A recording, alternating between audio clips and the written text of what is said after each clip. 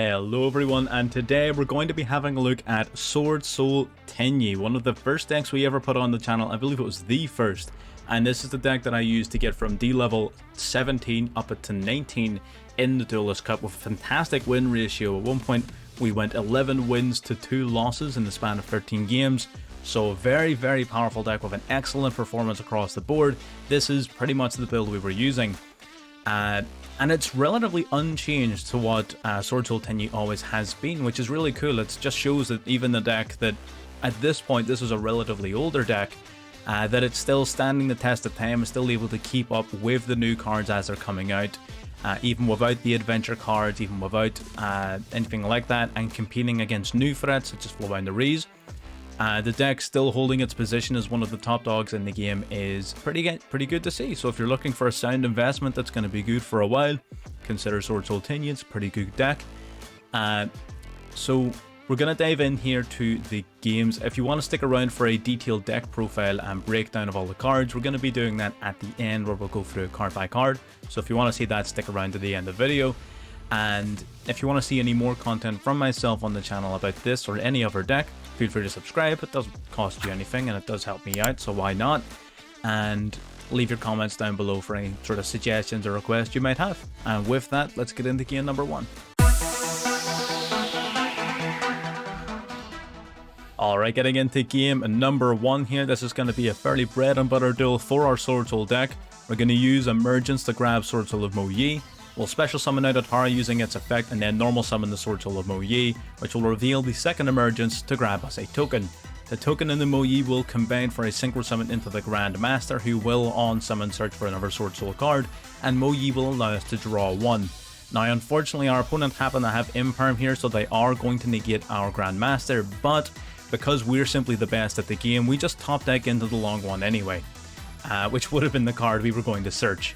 So the long one will discard a Sword Soul card here to special summon itself and a token, synchro summon into the level 10 Baronne de Fleur, and inflict 1200 points of damage to your opponent. We're going to link summon into the Monk of Tenyi to put an extra monster in grave, banish 3 monsters of different attributes to summon Protos, and we make dark monsters illegal. They cannot be special summoned. So our opponent opens up here with Pot of Duality.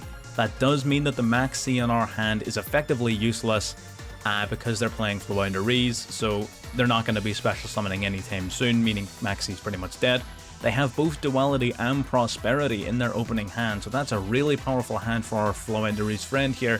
And using the Pot of Prosperity, he digs out an Imperm, and he's going to negate the Baronne de Fleur, so that we cannot use Baronne de Fleur to negate the field spell.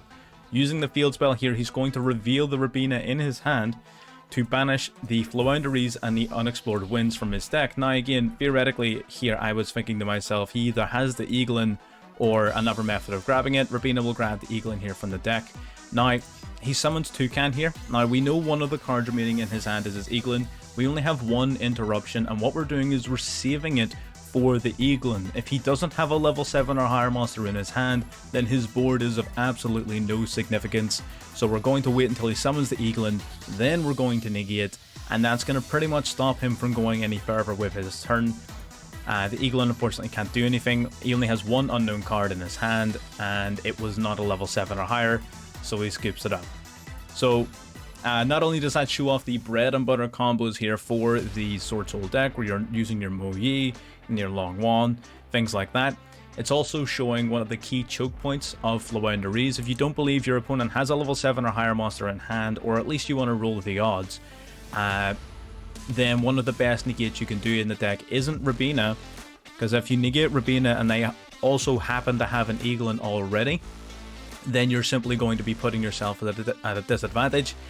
Whereas if you wait for the Eaglin specifically, you're going to hit them before they can grab a level 7 or higher monster, and that's going to hurt them significantly more in the long run. So that's what we were waiting on, that's what we did, and that's what got us the win. Let's move on to game number 2.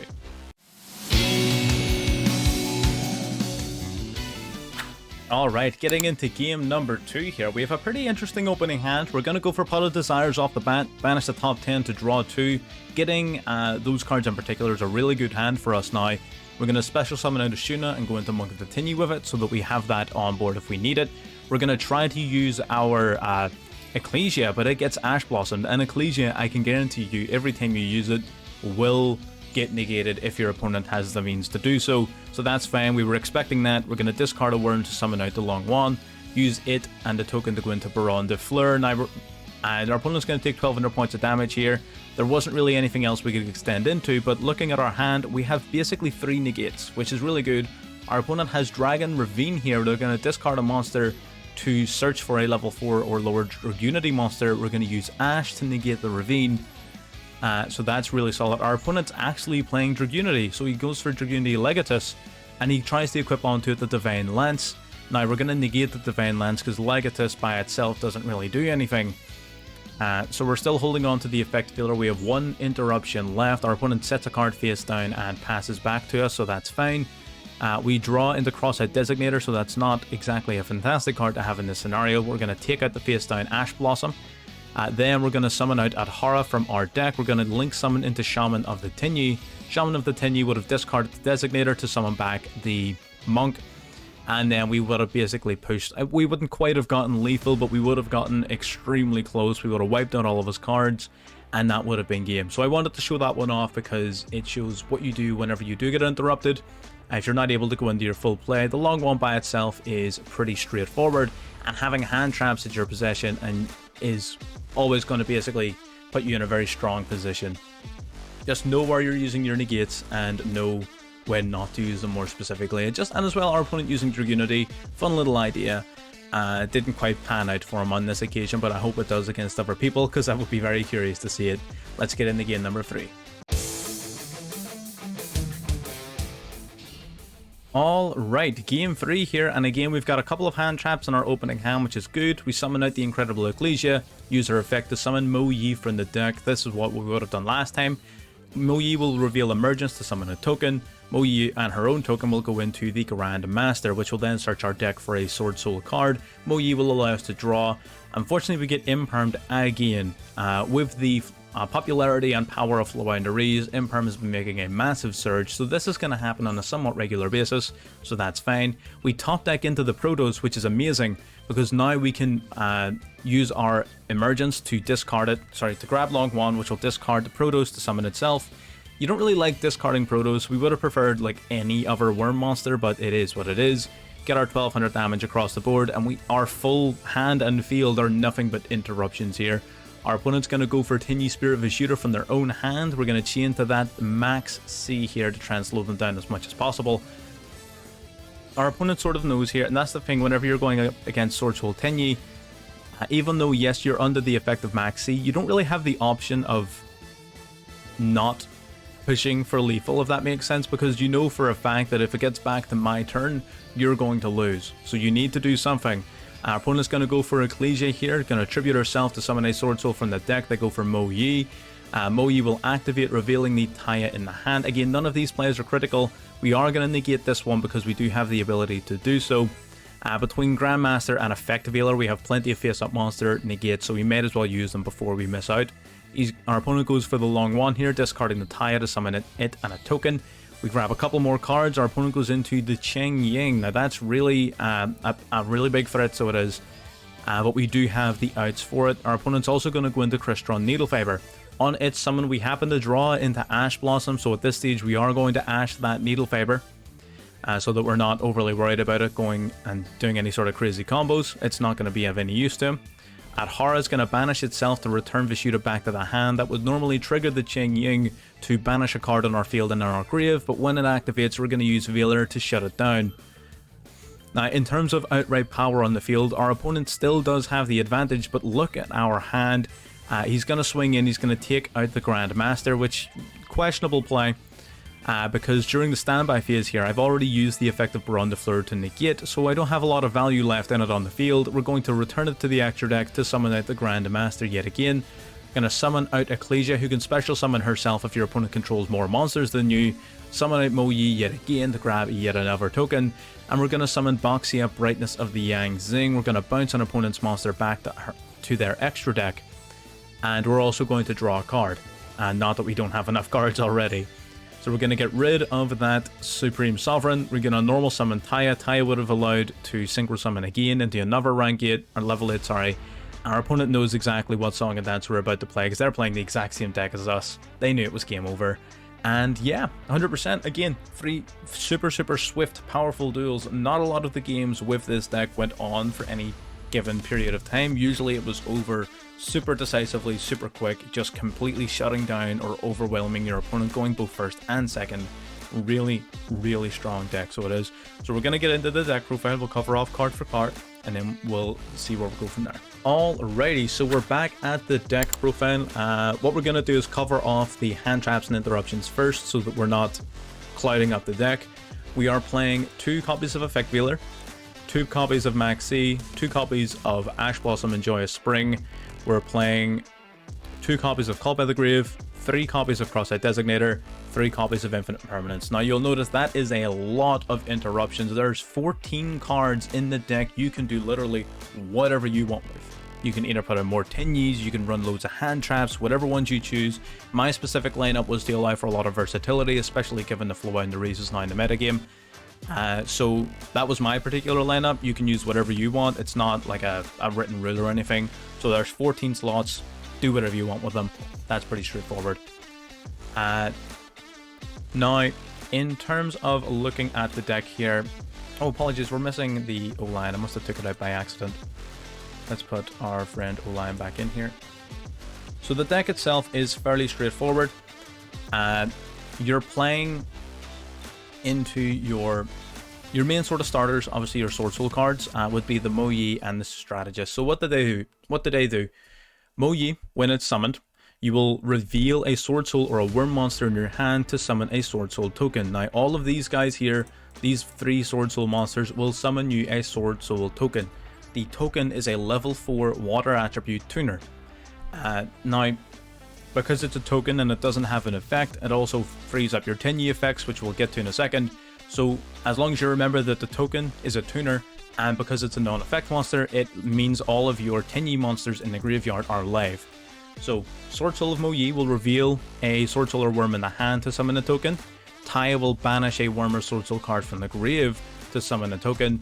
And the Strategist will discard a Sword Soul or Worm monster from the hand to special summon itself from the hand as well as a token. So generally, you're going to basically combine whatever monster you summon with their respective token to summon either a level 8 or a level 10 synchro. Again, very straightforward in terms of its execution. So then, where does it go from there? Usually, you're going to use your Sword Soul of Mo Yi to summon out your Grand Master. A Grand Master, when it's summoned, will search your deck for a Sword Soul card and either add it to your hand or banish it.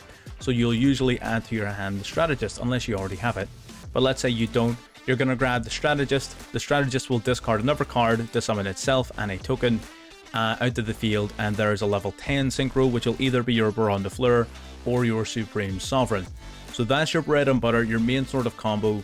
It's like a 1-ish card combo. You would need Sword Soul of Mo Yi and then any Worm/Sword Soul card to make the whole combo work. You will also get, +1 off of the Sword Soul of Mo Yi being used in the Synchro Summon. So again, Sword Soul of Mo Yi is your main starter. It's a 1-card sort of combo, basically, as long as you have something to reveal, because you can discard that same card for Long Wand's effect later on, so you don't need a whole bunch of them. It's mainly just the 1 extra card you'll need. So we'll say a 1.5 card combo. Taya is almost entirely for follow-up. You can summon it through a number of other means, like the Shaman or through Yazi's effect, which we'll get to those cards in a minute. But this guy's follow-up. And Strategist is mainly for your level 10 synchros as part of your core combo. So what else are we playing? We are playing the Incredible Ecclesia, the Virtuous. If your opponent controls more monsters than you do, tribute her to special summon out from the hand herself, and then she can tribute herself as a quick effect to special summon any Sword Soul monster from the deck. So this gives you free access to your Mo Yi, to your Taya, to whatever, well, it's mainly these two. Depending on what stage of the game you're at, you'll sort of determine which one you want. So maybe if it's later on into the game and you don't have any materials to reveal in hand, you might want to grab yourself a Taya. If it's towards the start and you just want a wee extender, you can grab Mo Yi. Because you can special summon herself for free, she is fantastic for going second, because she almost forces your opponent to use up a negate before you even get kicking off. So again, bear that in mind as well. Very powerful for that. And then we've got the Tenyi package. So the Tenyi package is fairly straightforward. They can special summon themselves to the field whenever you don't control any effect monsters. and each of them have an effect that will allow you to banish them from the graveyard or hand if you control a non-effect monster, being your token or one of your link monsters. Adhara will add a banished worm back from your banished pile to your hand. Vishuddha will banish itself to return a card in your opponent's field back to the hand. Fantastic for floodgate removal. And Ashuna will banish itself from the graveyard to summon a Tenyi monster from your deck. So an excellent extender in situations where you need to go that little bit further. So that's the Tenyi package, very, very straightforward. What's the rest of the cards looking like? We've got Sword Soul Emergence, which will add a Sword Soul monster from your deck to your hand, or if you control a Synchro monster, will add any Worm monster from your deck to your hand. That becomes relevant because if you control a Worm monster, a Synchro monster, you can search your deck for Arch Nemesis Protoss, who is like one of the main boss monsters in the deck. You summon him by banishing 3 monsters with different attributes from the grave or face up in the field to summon it.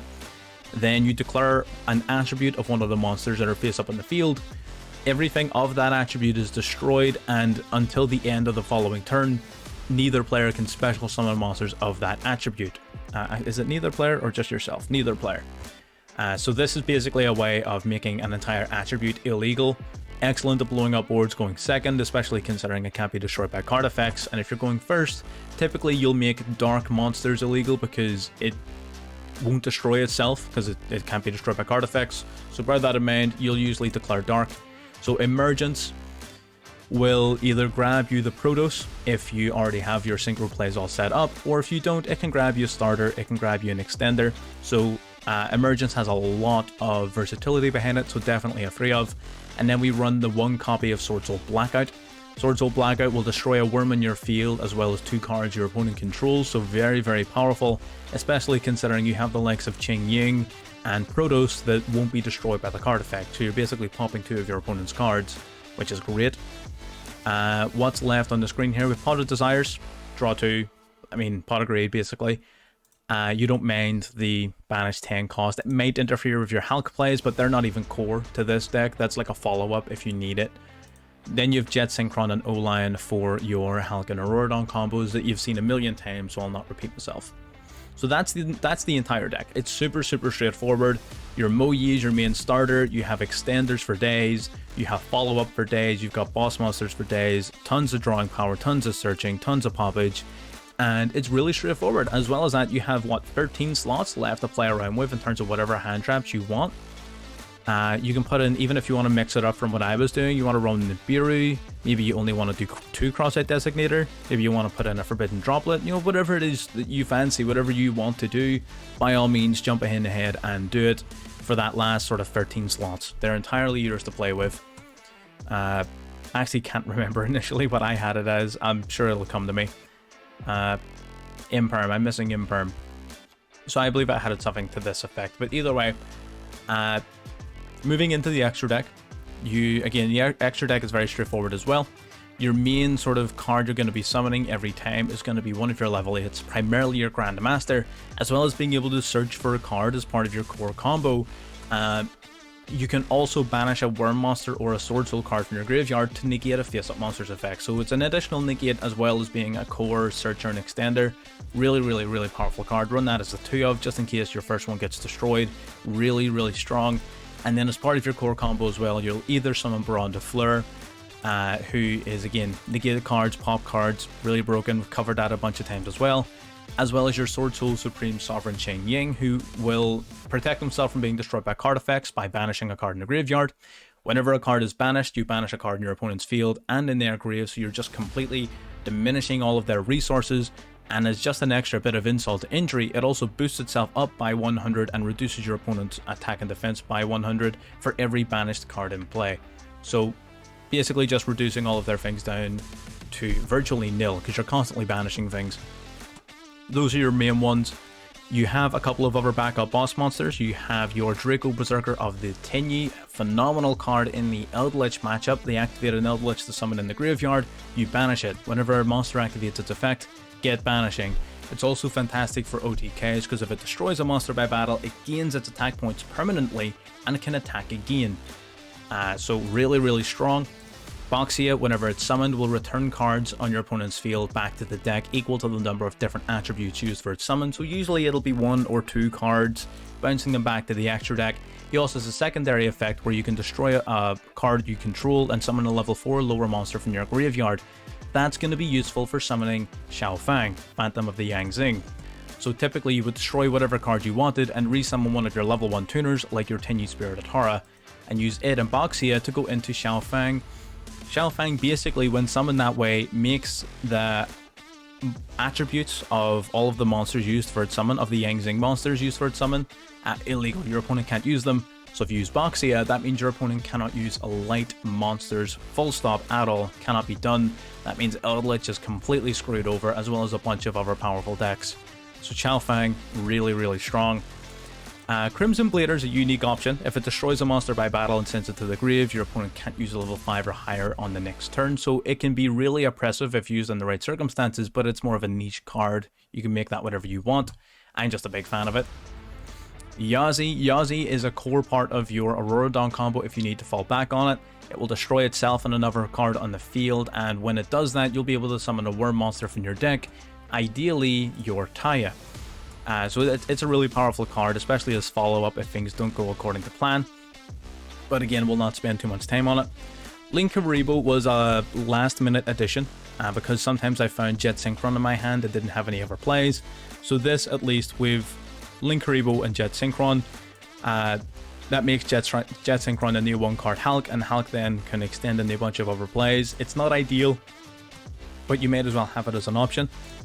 Monk of the Tenyi, summon it off of one of your Tenyis just to make their effects live, it's that straightforward. Hulk and Aurora Dawn for your primary combos. And lastly, the Shaman. So the Shaman will discard a card to target a worm in the graveyard and special summon it. Now, you can discard a worm monster and then summon that same worm monster you discarded because you target after the discard. But you need to have a worm monster in your grave full stop to even activate it. So you can get a lot of versatility off of this card. It also has a bit of a niche effect, where if a non-effect monster in your field battles, you can destroy a card in your opponent's field, which is sort of here and there, comes up. Ultimately, it's a very good recovery card and an extender with the Taya, but it's not going to come up a lot, so don't worry too much about it. And that's the full deck. So we spent a long time breaking that down because there's a lot of cards in there. Super straightforward deck. Honestly, it may sound complicated, but once you pick it up, you play a few games of it, all of it sort of, the core combo sort of makes sense. It's very straightforward, and then the extension combos are what will actually take a little bit of time to learn and work around, you know, the Aurora Dawn and stuff. But if you've played that combo in previous decks, you'll sort of get it, really. It's something that we've covered quite extensively, so I'll not be covering it here again. If you're curious about that, you can just pop back on and watch some of our previous videos. We cover that Aurora Dawn combo all the time. But that's pretty much everything I have to say on this deck. Like I said, if you have made it this far in the video, then congratulations. I don't think very many people do. If you like what you're seeing and you want to see more, feel free to subscribe to get more content on a regular basis. And I'll see you on the next one.